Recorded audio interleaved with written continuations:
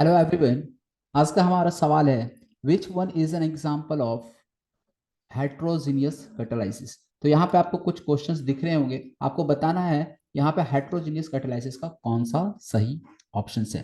तो heterogeneous catalysis का क्या मतलब होता है? तो हेट्रोजीनियस कैटालाइसिस सिंपल सा एक टर्म है, जहाँ पे कैटलिस्ट का जो फिजिकल स्टेट है, फेज है, वो आपका डिफरेंट हो उसके रिएक्टेंट से और प्रोडक्ट से, उसे हम हेट्रोजीनियस कैटालाइसिस कहते हैं। मींस कैटलिस्ट का जो फिजिकल स्टेट है वो डिफरेंट होना चाहिए from those of reactants and products, उसे हेट्रोजीनियस कैटालाइसिस कहते हैं। यदि आपका कैटलिस्ट का फिजिकल स्टेट डिफरेंट सेम हो जाता है then those of reactants and products, तो ऐसे केस में हम उसे कह देते हैं होमोजीनियस कैटालाइसिस। तो चारों ऑप्शंस देखते हैं कहाँ पे कैटलिस्ट का physical state same as those of reactants and products, वही आपका करेक्ट ऑप्शन हो जाएगा।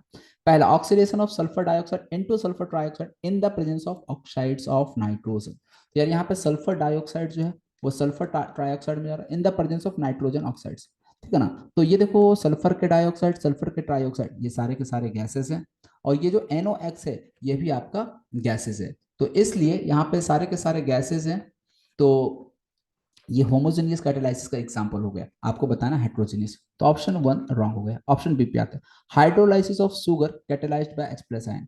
हाइड्रोलाइसिस होता है C12H22O11, या और हाइड्रोलाइसिस में H3O प्लस के साथ एक तरह से रिएक्शन हो रहा है, और इस तरह से आपका ये ग्लूकोज प्लस फ्रक्टोज में ब्रेक कर जाता है, ठीक है ना। ये सुक्रोज है, जब हाइड्रोलाइसिस कराते हैं तो it breaks into glucose and fructose.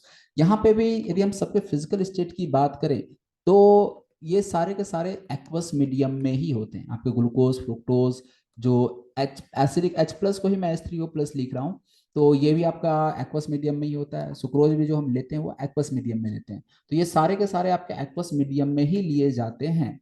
तो ये आपका हेट्रोजीनियस कैटालाइसिस अगेन नहीं हुआ, क्योंकि यहाँ पे भी सारे जो रिएक्टेंट्स प्रोडक्ट और कैटलिस्ट है उन सब का फिजिकल स्टेट सेम है। ऑप्शन बी भी नहीं हो सकता है। ऑप्शन थर्ड पे आते हैं, decomposition of ozone in presence of nitrogen monoxide. तो देखो यार, ओजोन का डिकम्पोजिशन करा रहे हैं इन the presence of nitrogen monoxide. Nitrogen monoxide भी आपका एक गैस है, ओजोन भी गैस है, फिजिकल स्टेट सेम है दोनों का, इसलिए ये भी ऑप्शन करेक्ट नहीं हो सकता है। तो अब आते हैं ऑप्शन फोर्थ पे, combination between die nitrogen and di hydrogen. तो डाई नाइट्रोजन कहे तो N2, डाई हाइड्रोजन कहे तो H2, and it forms ammonia. और ये किसके प्रेजेंस में होता है? इन the presence of finally divided iron, यानी यहाँ पे आयरन कैटलिस्ट के प्रेजेंस में हो रहा है। तो अब यहाँ पे देख सकते हो आयरन जो है ना वो सॉलिड है, जबकि नाइट्रोजन हाइड्रोजन गैसेस है, NH3 गैसेस है। तो जो कैटलिस्ट का फिजिकल स्टेट है यहाँ पे ये डिफरेंट है from those of reactants and product, इसलिए करेक्ट ऑप्शन जो है वो आपका हो जाएगा ऑप्शन 4।